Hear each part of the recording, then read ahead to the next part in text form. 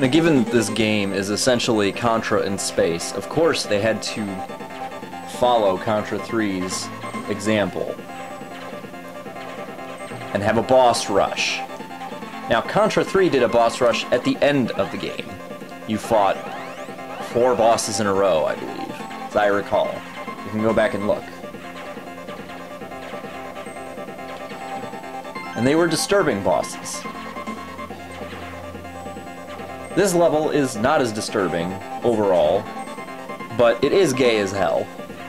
Not least of which because the first boss you fight is a giant flying dildo. Its name is Ares.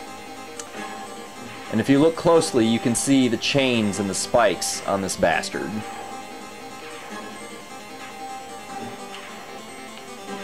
Now, Ares, as I'm going to call him, starts off kind of, you know, innocuous enough. He just kind of floats there and shoots some missiles at you, and then that happens. You break the tip, and he shoots this giant blast of semen at you. Now, he's easy, though. Disturbing, but easy. This guy is actually, in my opinion, very cool, and his music is the best in the game, as far as I'm concerned. It's just very smooth, and he sounds awesome. And in general, I'm not really going to make fun of him. And I'm not sure I've ever been killed by him. In fact, he's almost kind of disappointing when you compare him to some of the others.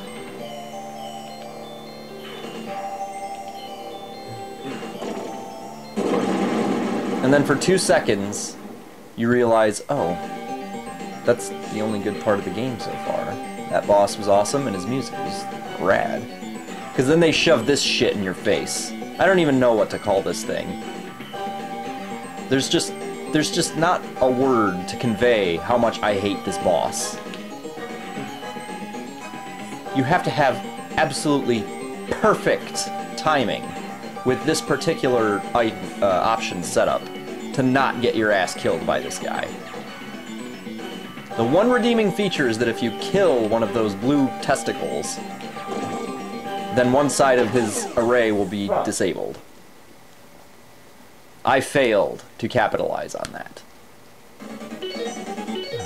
Oh, and apparently I've been informed that his name, according to the Nintendo Power Guide of the time, is Ice Ice. Yes, he is named after, well, crystal meth. Or, if you want to go the gay route, Vanilla Ice. But does it really matter? No, because he's a giant metal fleshlight with spikes. He is the Iron Maiden for your phallus. And he is coming for it whether you like it or not.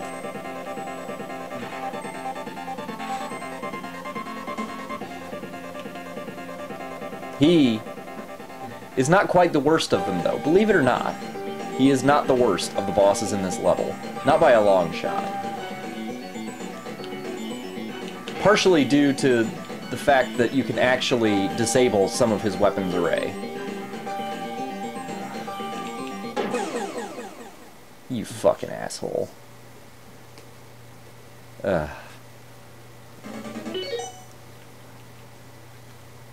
Oh! And this marks the first large-scale use, shall we say, of the Konami code.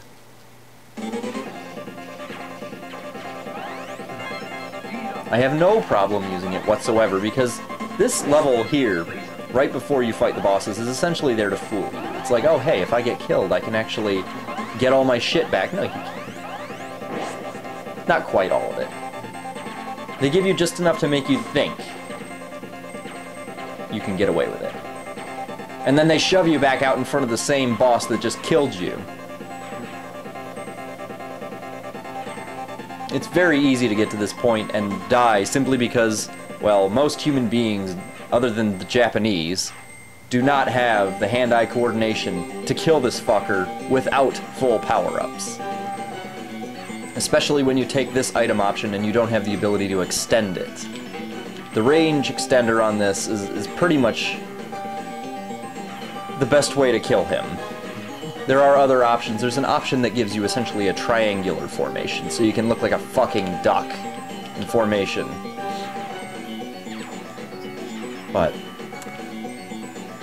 now with this formation, or this item formation, it is more difficult without the extender. And as I'm sure you've noticed and could have guessed from the very beginning, this douchebag gets like 4 shots at you before you can even look at him to respond.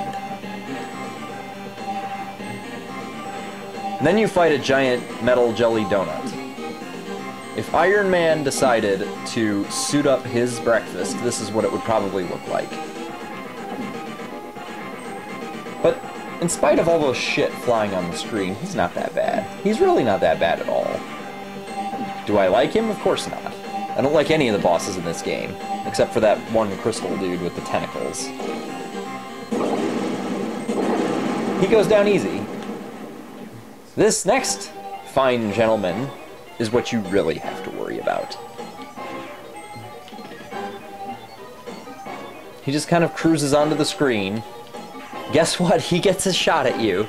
He has a huge-ass range on his guns. It's pretty much the entire screen. And if you don't have sufficient speed-ups, and you time yourself inadequately, Shit. he'll just crush you. In fact, those lasers are just kind of there to piss you off. It's there to say, you suck. Oh, you survived that? That's fine.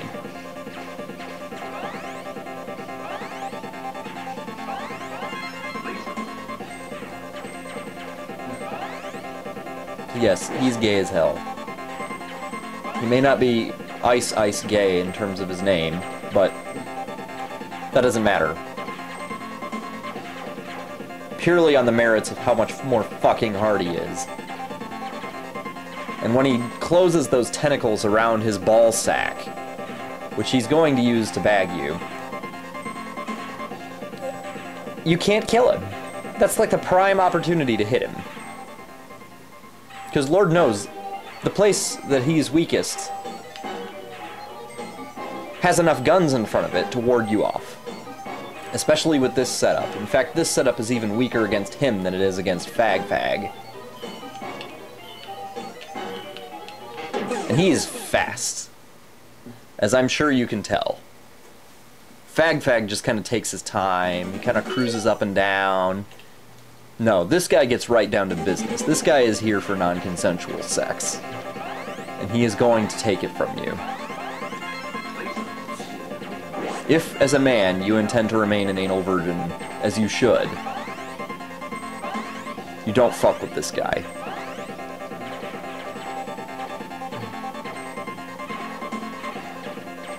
But thankfully, he is the last boss in this boss rush.